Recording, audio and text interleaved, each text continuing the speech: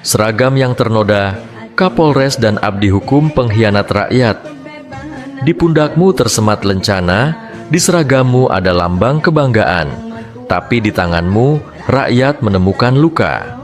Dulu kami percaya hukum adalah tempat rakyat kecil berlindung, tapi kini kami sadar hukum hanya topeng bagi mereka yang rakus.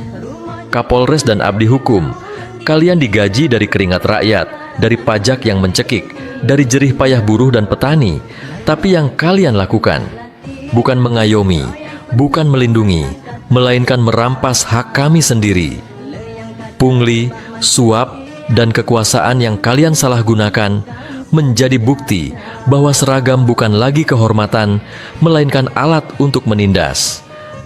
Jika hukum terus diperjualbelikan, jika keadilan hanya berpihak pada yang punya uang, maka jangan salahkan rakyat.